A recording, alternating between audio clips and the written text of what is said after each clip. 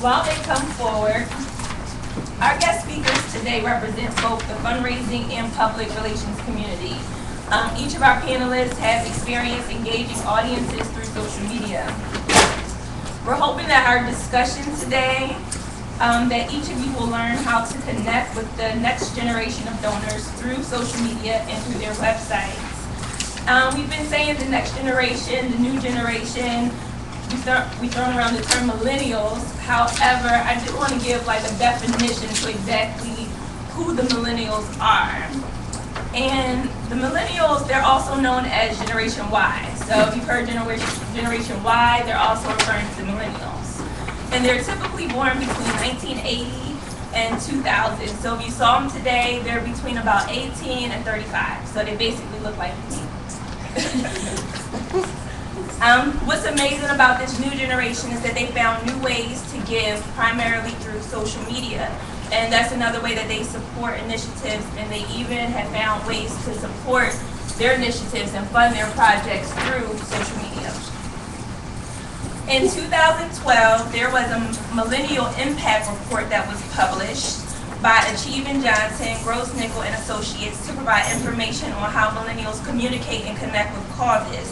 And I wanted to pull out a few highlights from that impact report that studied over 10,000 millennials and also 500 nonprofits across the region, only because it's very relevant to why you're receiving this information today. One quote was, "We've heard over and over again that millennials are eager to give if they're already engaged in a conversation with that charity." 2, the vast majority of the gifts millennials give are actually less than $100 per organization. However, organizations can rely on this group to seek out other donors that will give them major gifts, and 70% say that they actually raise money on behalf of other nonprofits.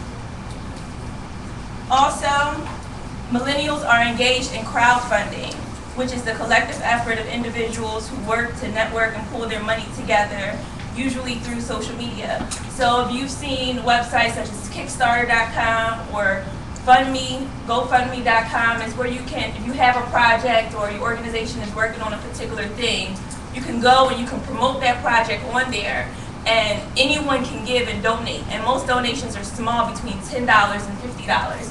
But through social media, if you know how to connect with the audience, you're connecting over a broader marketplace. So people have raised up to $1 million to fund projects on these websites. Spike Lee has even funded one of his movies through one of these projects. Another one, though millennials are keen on contributing, they're not just giving blindly. According to the study, this generation wants to see tangible results and is doing its research.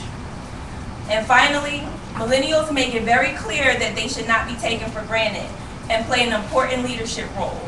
The study noted that even if they can't commit a lot financially right now, they're willing to give their time.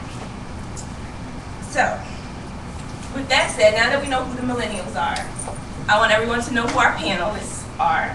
And so I'm going to ask each panelist to go down, introduce themselves, and then give 2 minutes on how your experience is actually relevant to today's conversation. So we'll start with Tabani.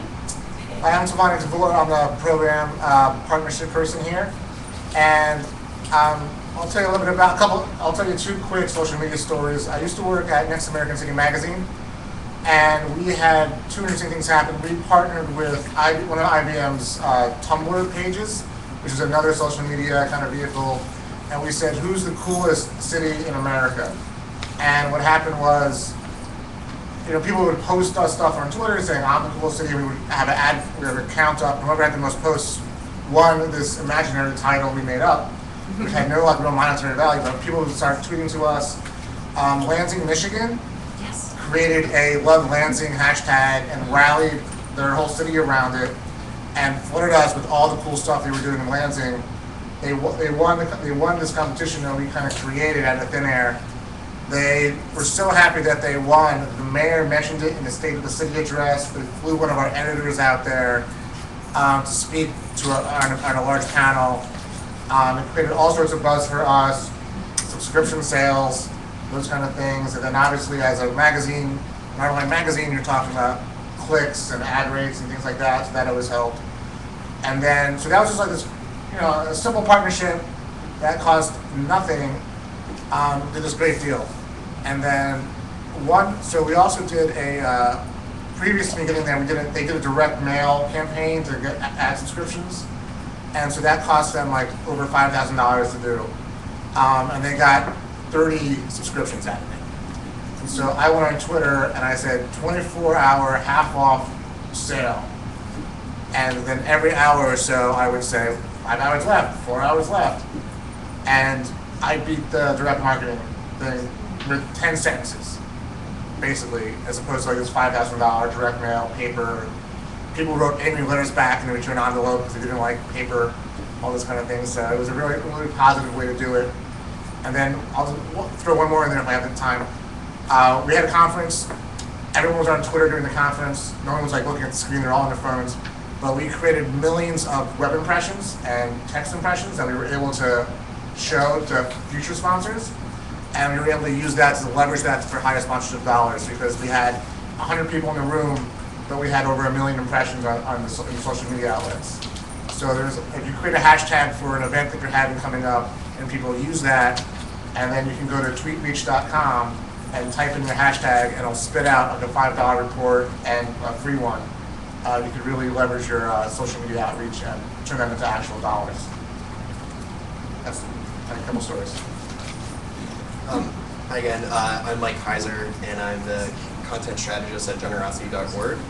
And it still baffles me that I use social media on the job because throughout college it was what I was trying to avoid so that I could study, and it was always the thing that got in the way, and now it's the thing that I do for my job. So, but it's I'll share a story. I used to work at Gift of Life donor program on 3rd and Callow Hill, and I started there in 2009. So it was right when Facebook Pages had actually launched as a product on Facebook, and they were brand new. And we had a big 5K fundraiser coming up in a few months, and my boss came to me and said, "We want to do something with photos. I don't know, just Facebook, figure it out." And so I spent some time. I did research and I thought about it, and we created this photo tagging campaign where at the actual 5K, the day of, we had some paid photographers that we got some young volunteers, and we gave them a little bit of money for their time, so that was great. And they roamed around and they had signs with them, and they were pre-made messages that kind of showed the message of Gift of Life. And they roamed around, and people are so supportive of this organization, and they were just jumping at the chance to get their photo taken. So what we did was took their photos, we wrote down the number on a sheet of paper, or on a sticker actually. We gave the sticker to them. They plopped that on so they wouldn't lose it. And then it said to visit our new Facebook page. We gave the address, and it told them exactly where they could find it. And so what we saw was after we uploaded, we had close to 500 photos that day. We uploaded those photos, and what we saw was people were flocking to the page, and all it took was one like and one tag of themselves on that photo, that it went to their news feed and their friends, and in 24 hours we had 500 likes on Facebook, and then it just ripple effect. And so the campaign, we submitted it to the PRSA Pepperpot Awards, and we won. It got picked up by Facebook itself. Randy Zuckerberg included it in a presentation, Mark's sister, while she was working there as the marketing officer, and in a presentation at Mashable's Summer Social Good Conference that I was at, and had no clue that she was going to include it, and it was amazing. So that's just, and it was, it cost us a couple $100 to put it together and some time, but it was really the story of the folks that had their picture taken that made that successful. So that's my story.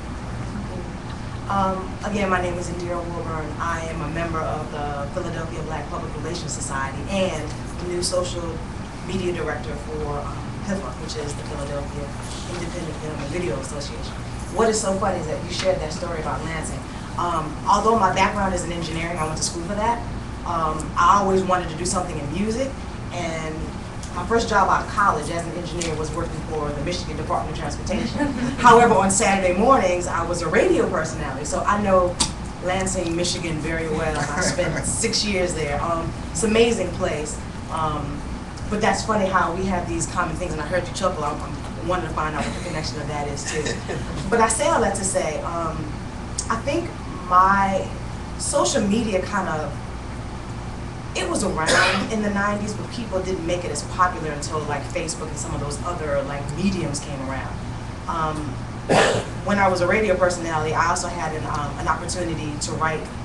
I submitted a poem for this online magazine, and then I became a music critic for different stuff. So what happened was I was able to use the free music that I got from the radio station and critique the things that I liked in the magazine. But that also parlayed into me creating my own MySpace page. And so people were following me not only through the magazine, but when I created the MySpace page, people followed me and wanted to hear what I thought about various, musicians and artists and groups and such. So, and again, that was in like the late 90s. So then fast forward to like graduate school, I had to try to figure a way to create my own thing. A lot of us sit around, we wait for a job that's got to be this perfect thing. I want to do this, and I want to do that. But now the world is in a place where we have all these different ways of creating our own branding for ourselves, and maybe the pet projects that we have, or maybe the films that we have, because I represent PIFA. It's all about the arts. So there's a lot of people, the crowdfunding and Kickstarter, and so many ways that people can create these entities to get people to rally around their projects. And so social media is really fantastic with that. And even in this new position as the director of social media, I'm always posting anyway. I got other things that I do on the side. I'm a voiceover artist, so I'm always posting stuff that I do. However, just in the week and a half that I've been the director, we had an event just Wednesday. There were 490 people who liked the post. We haven't had that much activity since the page was created. Only just with consistency. You want to make sure that whatever you post is consistent. If you have a Twitter page, make it consistent. You have to make it shorter, but you have to make it consistent. And so all those things are very fascinating. I mean, there have been people since the posts that I've done that have liked them and have followed us. And it's just been an amazing kind of journey in just a week and a half. So I'm really looking forward to being able to have people notice PIFA again. Because again, we've been around since 1979. And people kind of come, organizations have ebbs and flows. And so you can appreciate how people kind of know about it. And then there's a new generation of filmmakers or artists or directors, filmmakers that want to come and do something else. And then they hear about PIFA. And then they join. And so it's just been, it's really been amazing. And I just, if you haven't started, it's not too late. Every time you turn around, there's this new thing that someone has to help you create an entity that brands you or your organization or whatever. So I just go out there, find something that works for you and your brand, and just be consistent. That's all. Hi, again, I'm Lancey Sylvia. I do consulting during the day, and then Philly Give and Get in every other waking hour. And so Philly Give and Get was a response and an experiment that directly correlated to the work that I do as a consultant. Working with, we tend to do fundraising campaigns, strategic planning, board and leadership development, that sort of thing.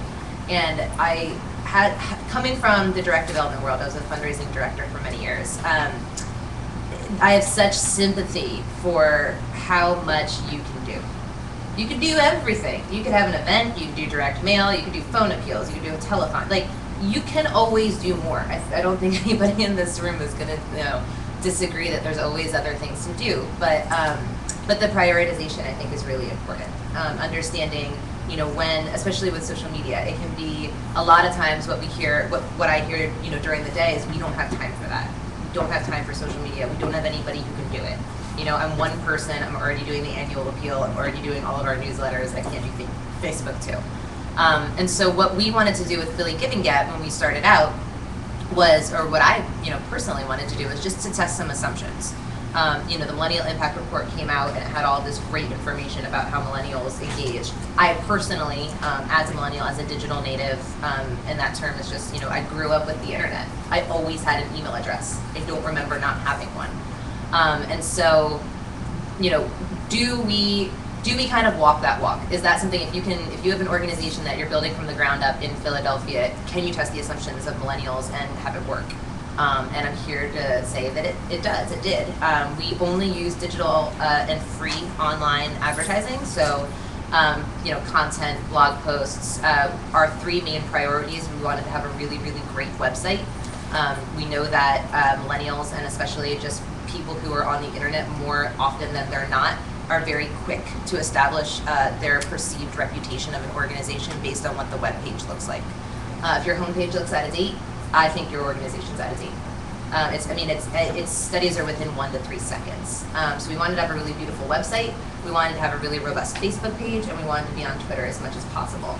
But we made those specific choices. We're not on Instagram, we don't have a Tumblr. Our blog is used primarily to push news. It's not really an opinion arena. And those are decisions that we made because of the fact that we have very limited time and resources. We're a volunteer-run organization, and everybody who works for it has a full-time job during the day. So we needed to figure out a way to make social media fit into our lives. And so I think that, for me, is the big takeaway. I remember sitting in, in my first couple of fundraising, things like this with a fundraising panel, and I remember going home and being like, I need to do a direct mail campaign, and I need to call up my donors, and I need to have a planned giving society, and I'm gonna have a legacy circle, and it's just like, it can be something that you integrate into your organization really systematically, and it's not something that, if you don't have it all tomorrow, then you're done. So I'd like to lead off with that. That social media is something that can be learned and can be taught, and you can kind of bring it in as you see fit. Good morning. I guess I should say that I'm probably the boomer on the panel and the late adopter, and so I have a lot of really smart millennials in my organization that are finding effective ways of using social media tools. We don't use social media for fundraising, and so for us it's really an organizing and movement building tool. Our goals are providing opportunities and visibility for the folks that we give grants to or that apply for our grants, and just generally for a community of artists and social change agents. And so we kind of come at it a different way. I think our philosophy is similar to Lancey's philosophy. I think there's nothing worse than taking on something that you can't maintain. There is nothing worse than trying to check, doing a Google search, finding a blog, because you're trying to vet someone or get some information, and the last time it was updated was in 2009. The same is true of websites. So my advice is don't, sort of like your mother used to say, don't start stuff you can't finish or can't maintain. And really think strategically about what your goals are. And so for us, a lot of it is about driving people to our website and being recognized as an organization that's disseminating usable information to our constituency. And so we may not tweet every day, but when we do, people recognize that it's about an opportunity that they might want to investigate, or an event they might want to go to, or some kind of convening or something where they can connect to others, like-minded others. And so we use Twitter. We have a blog, but it's primarily informational, not editorial. And the blog, an entry in our blog sort of automatically generates a tweet. We have someone on staff who coordinates our e-news, and we have an intern right now, a communications intern that helps us with design and is also responsible for updating our blog and engaging in Twitter. Right now we're preparing for an anniversary symposium. It's our 20th anniversary on October 5th. We're going to be having a meeting on Monday to sort of go over last minute details, and one of the things is we'll have a hashtag so that folks can tweet during the symposium and try to generate some. So it's really about generating energy and goodwill and connections and driving people to our website and our grant programs. Great. I do want to say that I am going to allow some questions from the audience too, because I'm sure some of you do have questions, and the purpose of this panel is for you guys to get information, so I want to make sure that your questions are answered as well. But I'm going to plug in a few questions here and there too. I had a few prescriptive ones, so I'm going to give my first one to get the conversation started. And please, if you have a question, please raise your hand, and I'll call on you in order that you raise your hand. So my first question, Lenise, you touched on how this generation websites are really important as far as how they critique the organizations that they're interested in. And I know me personally, I Google everything. As soon as someone says like, okay, let me Google it, and I found out in 5 seconds. And I'm looking to see if I can't Google you or your organization, I don't trust you at all. Like, it builds a level of trust. I don't trust you at all. So my question is, how do organizations who may not have the time or the staffing position themselves to give themselves a better online presence so that they can establish that relationship of trust with their new audience? So there's like simple all the way to the highly technical. I think the simple is, this is a really easy thing you can do. Get a laptop, a desktop, an Android, and an iPhone, and an iPad all together, or separately, and upload your website. Just see what it looks like, because it's being a big thing right now is whether or not your website is mobile ready, whether your website actually reads on an iPhone. If I open up your website, am I just going to get a weird shot of like the second quadrant of your logo, and then I can't actually just check it out, because again, it's I feel like one of the reasons, and this is why I approach things sometimes, I just don't want to know, right? It's like if I don't have the time to do it, then I don't want to know. But having just a clear picture of where you're starting from is really important. So just kind of see what your website looks like on different platforms. Especially again with the younger generation, a lot of us have iPhones. I think it's something in the next 2 years, 97% of phones are going to be smartphones. So that's really important to know what your website looks like that way. And then the second thing is from Google's point of view, right? And unfortunately, Google is sort of king when it comes to search. There's a lot of creepy reasons that's true. We can talk more about that offline. But Google does a really great job of aggregating content and judging content and understanding content. So one of the things that you can do to just refresh your web page in the eyes of Google and sort of in the eyes of search engine is providing fresh content. And that can be something like having a blog housed on your website. That can be something like going into your services and just seeing what it says you do. I mean, you probably have added programs, you've probably added and subtracted staff members, you've probably done a lot of really wonderful things. And you can just updating that content, just the sheer act of adding more or different text to your website tells Google that your website is a current thing, that it's not stagnating. And that'll actually help increase where your website is showing up in those Google results.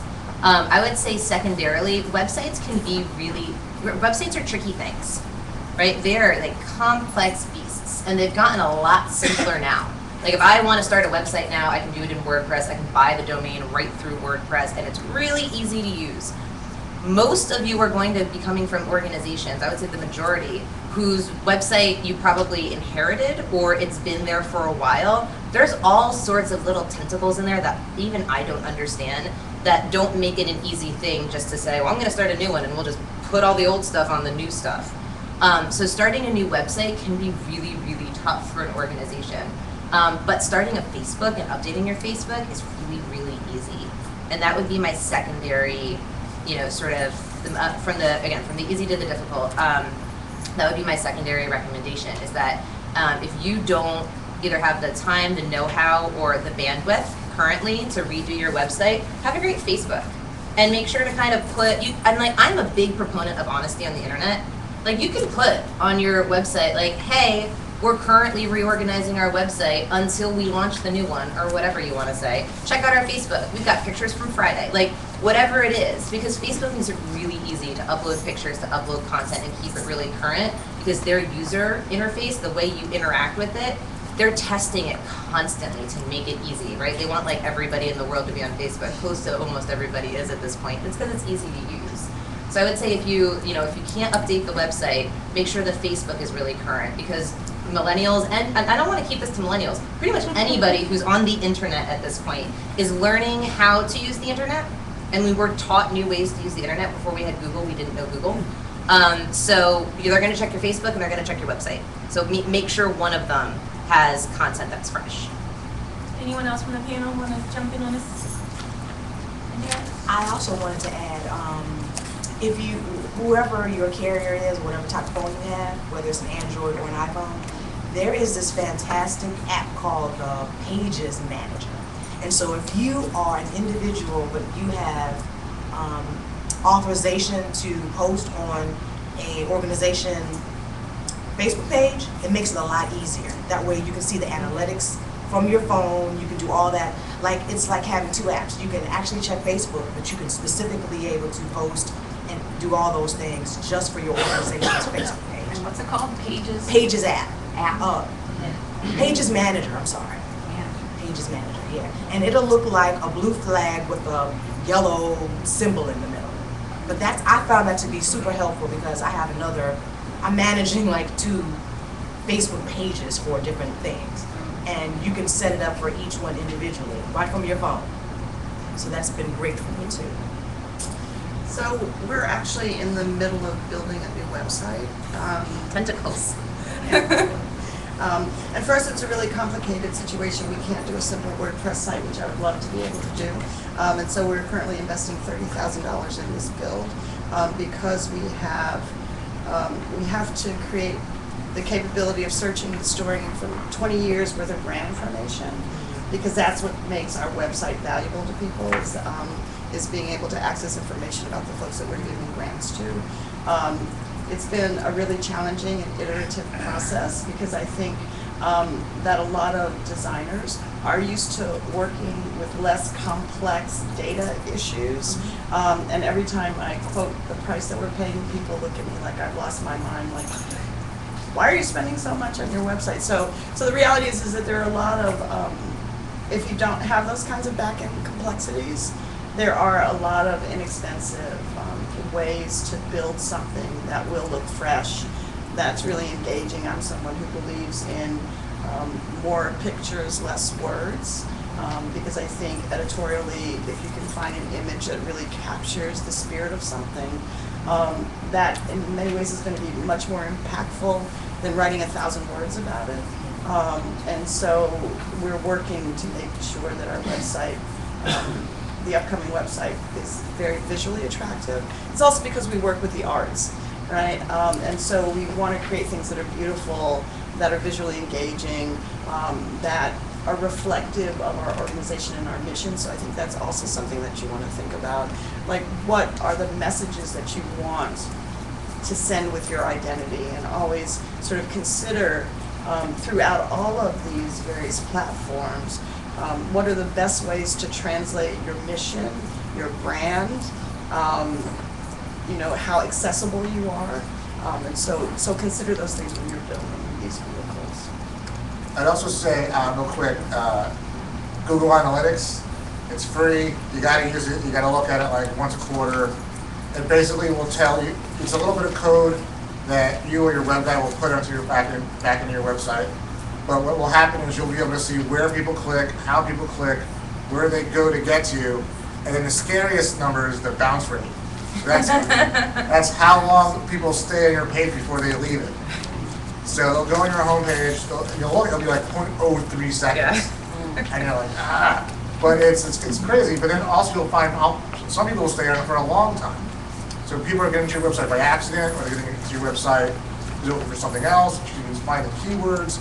And especially if you're looking to reorganize your website or redo your website, you'll see, well, all my clicks are going to the job section. All my clicks are going to the news section.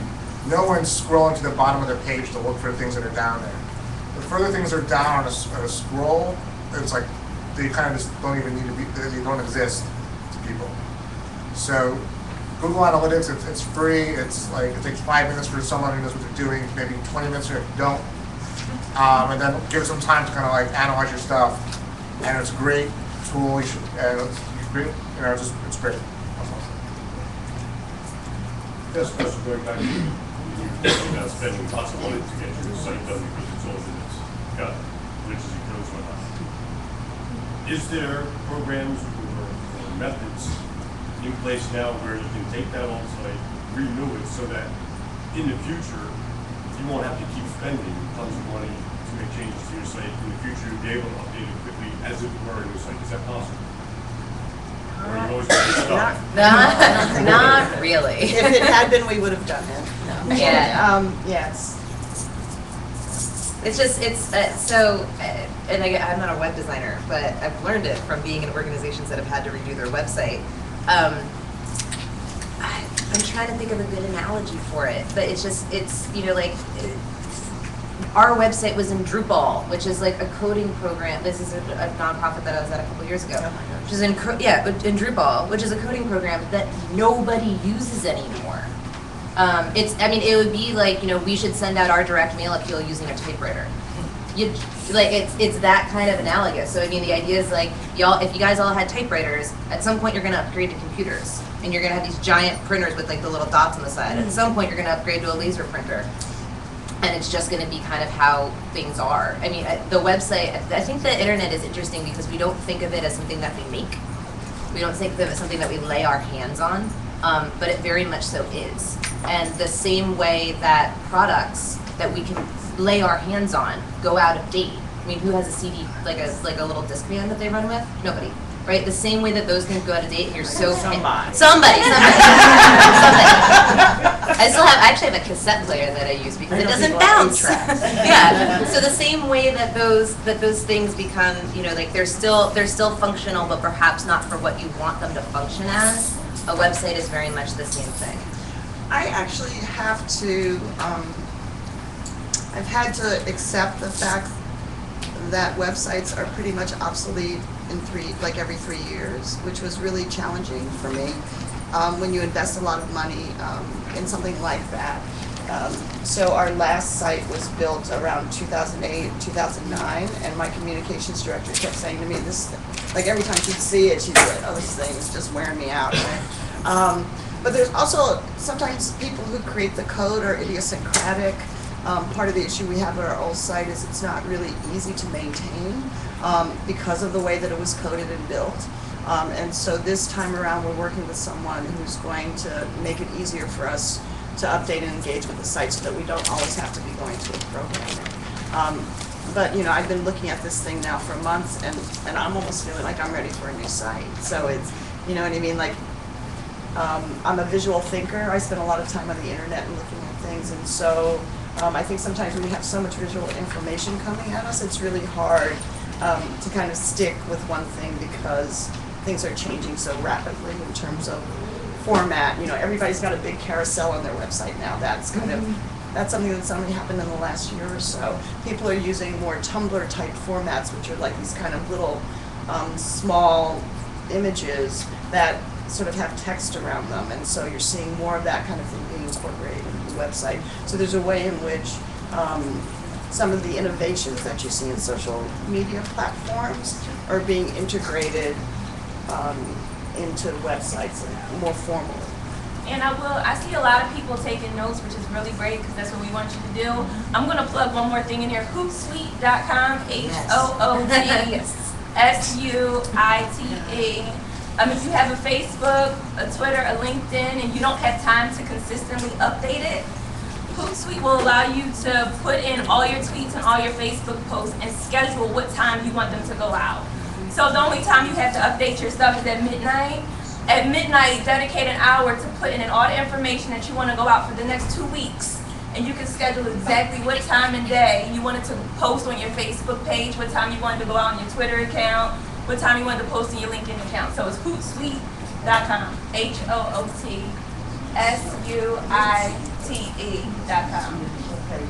And just with that in mind, just make sure that when you do post, you know that Facebook, you have more characters to work with, Twitter, LinkedIn, all that, you have less. So sometimes you have to do 2 posts where you can start with something big and then condense it for the other 2 platforms. So just side note. You had a question? Just a quick question about the group you were talking about, so the millennials. Is that consistent, the way that you describe them, across demographic groups, like college educated or not, or is that pretty much Well, consistent? Well, the definition is supposed to be consistent. That age range are the ones that are really engaging in these new ways of communicating. So when you relate it to social media or just communication, what's available to us and what we've been taught to use, cell phones, iPads, the computers. So college educated or not, you're still going to see these people trying to connect that way. I will say that the largest growing demographic of people on Facebook, though, is over 55-year-old women. So I'm always very keen to say that social, like, being young is not synonymous with being good at social media, and being older is not synonymous with being bad at social media. It is a tool that can be learned, same as accounting, same as bookkeeping, same as like collage. It's something that can be learned across the generations. I am not great at certain social medias. It's just like, I don't like Instagram. I don't like it. I don't use it. I don't want it. It annoys me that my boyfriend takes pictures of me at dinner. So like, that's something that like I'm not good at, even though I'm 28. You have to get panicked to like Instagram. Oh God, I hate Instagram. Yeah, that's true. Baby photos are good at Instagram. So I want to put a quick plug for that out there. That there are a lot people are using social media across the board. It's not necessarily just us, but if you are looking to engage the next generation of donors, which is something I hear at every board meeting, you're gonna have to have it. And it's gonna have to be mobile because laptop sales are dying. People are, it's all phone, it's all tablets, you look at, I barely call people on this. It's all data stuff. And can I just say, I also think I heard in your question, I can't remember your name. Claire. Sort of around issues of socioeconomic and ethnicity and race, and there are statistics that say one of the biggest growing populations in terms of the use of smartphones is Latino and African American working class youth, right? And they're using that tool in a variety of different ways. I took a photography class at Fleischer about a year ago, and the instructor talked about how a young woman who couldn't afford a camera had used her smartphone in that class because that's what she had access to. And so I think in terms of this millennial profile, I think it is pretty inclusive across those lines. I know I had a question here, and then I think Robin had a question too, so I'm gonna go here and then. No questions? It's good? Okay. Yeah, hi, I'm Aisha Richardson, and one of the things that I wanted to hear more about is content, because our work is about our product, and our product is creating stability in people, in families, in communities, and then citywide. Okay, so what we're doing is sort of the work, and the whole theme of UAC is from the ground up. So one of the things that I want to hear more about is how to take the stories, how to take the work that we do and translate it into our own media, and then connect it to mainstream media, and then connect it to each other. So, and in that way, create and generate the resources that then fund our work. I think you was looking at my sheet of questions. Because I was going to go to Mike and taking her question and kind of making it a little bit more broad. But can you share some of your strategies and your tips and tricks? Because you shared the beautiful story in the beginning of how you boss said photos capture a story. So what are some different ways that organizations can capture their story or tell their story using social media and other mediums of communication? Sure. I love this question, and thanks so much for coming to me for it. I was excited when you were asking it. So I think, when people used to ask me, what is social media, my answer used to be, okay, well, it's this collection of different platforms that you can use. It's called Web 2.0. You can generate online user-generated content, and I would get blank stares. That doesn't make any sense. So that's like the Wikipedia definition of it. But the real definition is social media is made up of people.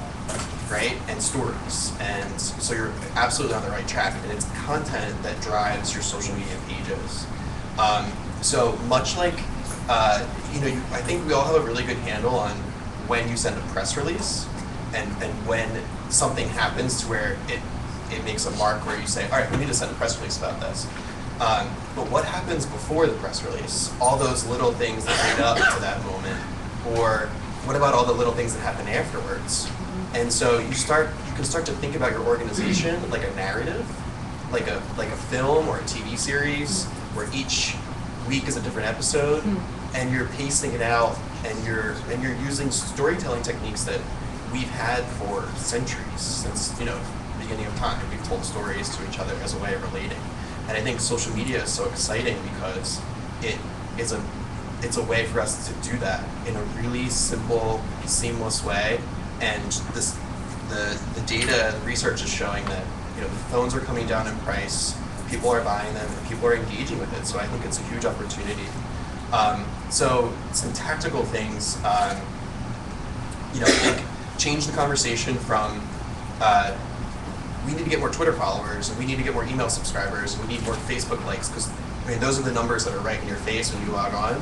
But start to think, what can we do that will delight our supporters and excite them and engage them? So what's our story? So start there, and then you can. There's lots of resources online if you look at like branded storytelling content, things like that. Start there, and you can start to create a calendar. And write down, all right, when could we launch this photo? Then we follow up and launch another one. Or maybe it's collecting stories, like you said. Maybe you make a simple form on your website that you send out to your clients and say, please fill out this form, much like a survey. Just fill out, tell us what's going on. Take those quotes, follow up, and you can create. That's how you can create some content. And it's it can be inexpensive too. I think it just takes a little bit of creativity and thinking what your business goals are and matching them up with the content you produce. And then what's great about social media too is you can get comments back. You can see what hits right away. You're not just sending out a mailing, and those are fine too, and they still are needed in some cases. But you can get the feedback. You can see wow, that was really popular. It's really I've had some things that I least expect will take off, and those are you think you always have to be funny, or you think you always have to be on pop culture to get people's attention, but sometimes it's moving. It's not just. One app I think that you should check out is Vine, and Vine's like a 15-second app, a video app that's hot. What's the 15 one? Oh, sorry. So Vine is 6, Instagram is 15. But you can also make, every phone has a video camera on it, and you can push those to your Twitter and your Facebook and all those kind of things. And you can also tag NBC10. You can add all the news media outlets. You can hashtag people. There was a story with the Made in America concert. Mm-hmm. So what happened was, all these millionaires are on stage throwing this big show and doing all this great concert stuff. And a couple of teachers were like, hey, the school district is falling apart. Maybe you could donate part of your performance fee to help the school district out. And they just add Beyonce, Chuck D got an ad. They added Chuck D claim a check. Can you, some people might be foreign to the the handle or the hashtag. They hit up so can you explain can you explain how to use the ad, what it is, and about the hashtag and how you connect with people? Right. Somebody yesterday told me that they were talking to their son and they referred to a hashtag as a pound sign. Yeah. And their son was very embarrassed. So ad is an ampersand, and if you use ad as somebody's name on their internet, like their internet name or their brand or whatever they have, you add them, and then they'll get an alert that says somebody tagged you in a post. You can do a hashtag, which is like a keyword. So every time you do a keyword Philly education, everybody who's looking up that word there'll be a whole list, a stream of that, or hashtag whatever. It'll show up. But if you wanted to send something to Chuck T, you go at Chuck T. You gotta, And then Chuck D or Chuck D's people who manage his social media saw that, he saw it, and you got to check for 10 grand. Wow. Brought her on stage. They Yeah. brought her on stage, and it was this whole thing, and when Chuck D blows you up, you hit his million plus people, and you know it's this viral thing. It starts with a great story, you know. So this was a counselor who was fired from her job, and she was or let go, and she was desperate, and she was brand new to Twitter too. She had never used Twitter before. This was her first foray into it. She just was like, I'm just gonna do it, and now just look at what happened. But it starts with a great story.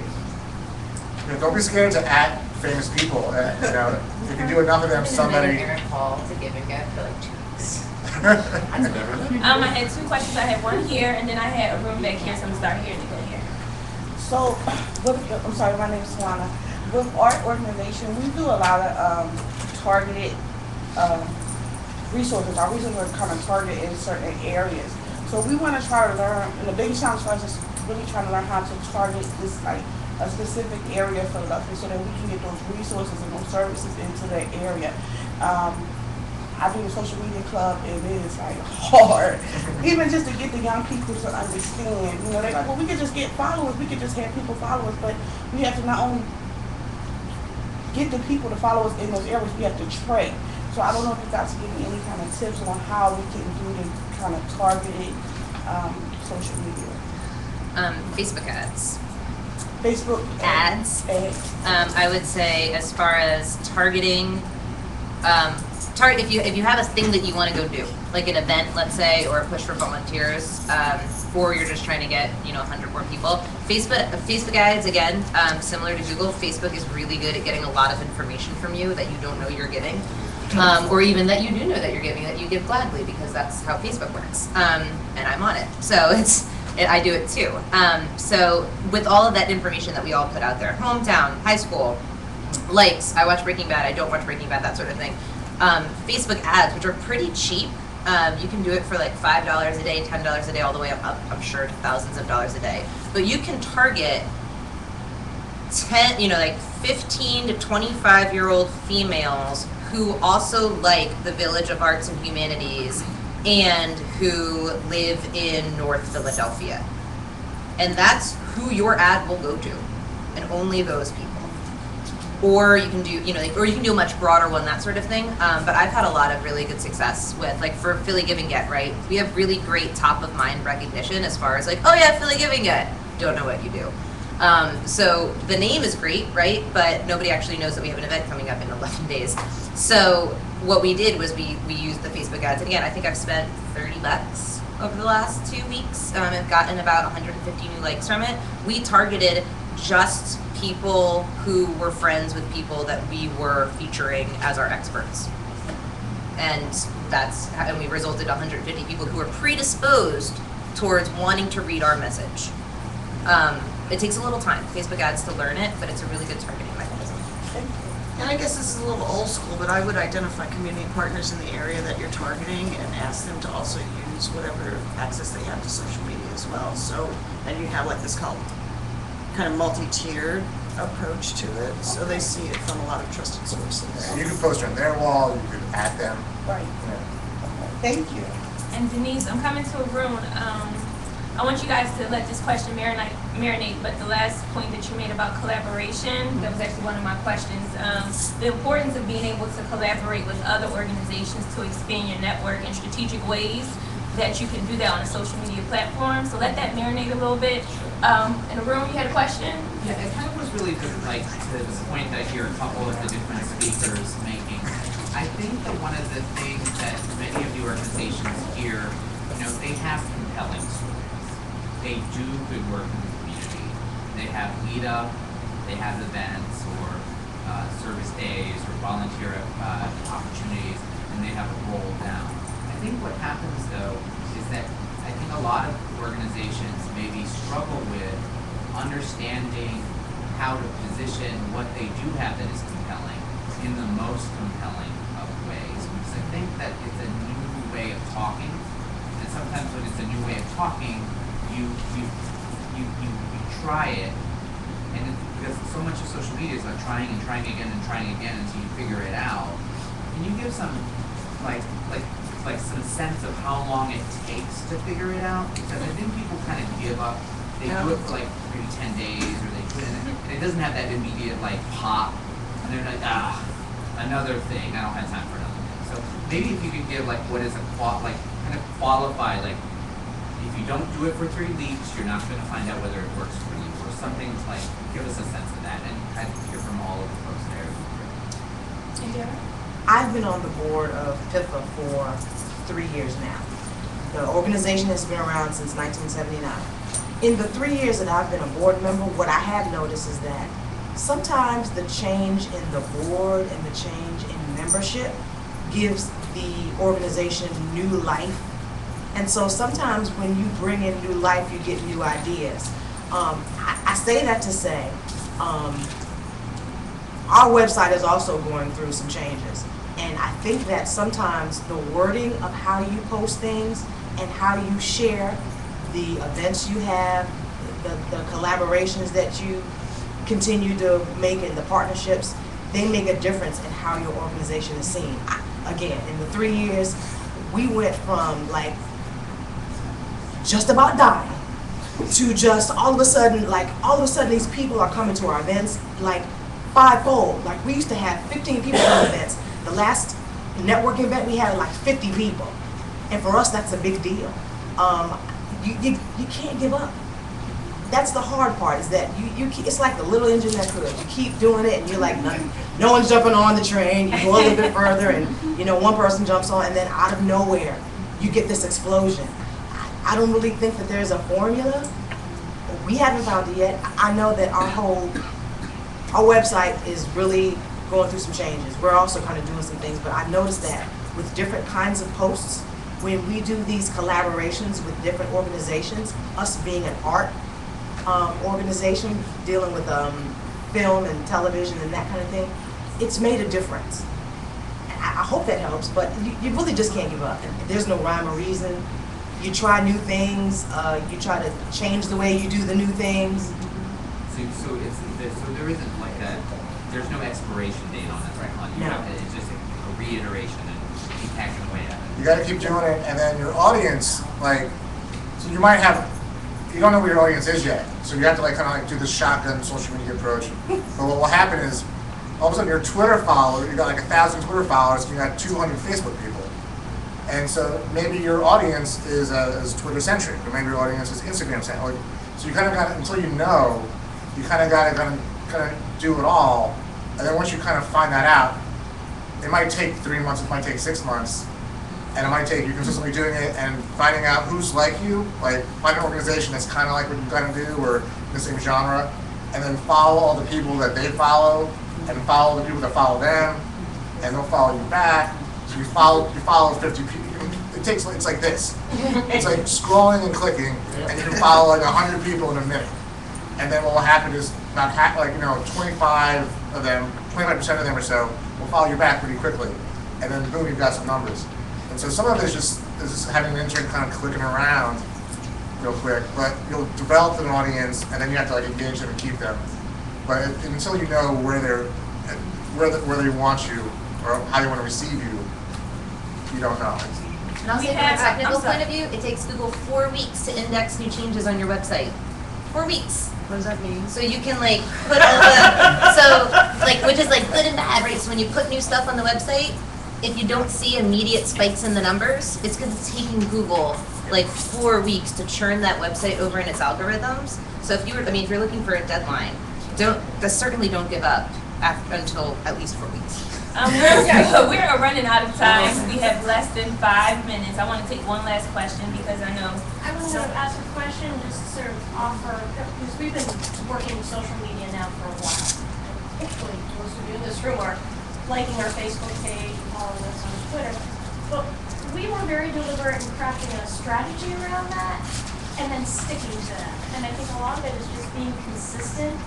You need to experiment, but experiment within a framework, because it can be all-consuming. And you've got to sort of, what do we want to achieve here? What do we hope could happen? And then, yeah, some other things may come out of it. We like you, by the way, and I think you like us back. So yeah, it's important to sort of think in terms of your own organization, because we're all so limited with our resources, and this takes time. I mean, I have a staff person who's very good at this, but you have to sort of focus in on, is it going to be mostly the Twitter? And I agree, you got to find out where things are sticking. We're going to focus our attention now more on LinkedIn, because we got the Facebook thing down, we got the Twitter thing, but really we want to get some more partners and supporters, so we're going to focus now on LinkedIn. But do it within the context of a strategy, and then work with that for a while. So, yeah, I wanna give everyone on here last 30 seconds, and I'm gonna time everyone 30 seconds, so we can close out. Before you do your 30 seconds, for those who may have missed something, I did take notes for you, so you might wanna write down these words. Consistency, concise, timing. Those were the relevant themes that I caught throughout of everyone's message and advice that they gave, is that it has to be short and to the point. It has to be done consistently, and the timing of when information is delivered is extremely important. So no, that was my 30 seconds. So we're going to work our way down for these 30 seconds, and I'm timing. Tabani? All right, so all these apps are available on your smartphone. You can post from your smartphone. And anybody that works for you, that has a smartphone and that you're comfortable with, give them access to that. Change your password every 30 to 60 days if you're worried about it. But you're at an event, whip it out, take a picture, post it right away, post it later. But you've got your phone in your hand, it's got a camera and all that kind of stuff. Just do it from your phone. Okay. Felicia mentioned this report, the Millennial Impact Report. It's great. It has a whole section about social media. It shows millennials interacting with websites, what they like, what they don't like, and it gives do's and don'ts. Check that out. Plan and take time, and don't feel like just because it's social media, you need to do it immediately. You can take a photo, you can take 50 photos, choose the best one out of those 50, don't post an album of 50 photos. Just choose the best one with a great message, and I guarantee that will go further. Yeah. I just want to say I appreciate being here on the panel. I want to thank Charmaine Turner, Miss Karen Harvey, and just the opportunity to share with you guys. And if you all are into the arts or know anyone that loves films, please like us on Facebook. That's PIFBA, P-I-F-B-A, Philadelphia Independent Film and Video Association. Thank you. Good. So 2 things real quick. Quality and quantity. So you have to be consistent, yes, but it's better to have 100 people follow you on Facebook that really care what you're doing than 10,000 people who don't pay attention to what you're doing. And secondly, if you're doing photos especially, please, please, please pay attention to people's privacies, their boundaries, and who you're taking photos and posting of. It's the same as if you were having an event, you have to get a photo clearance. Especially people who are working with youth organizations, just be really careful around that, because I think it's something that's really important to keep in mind.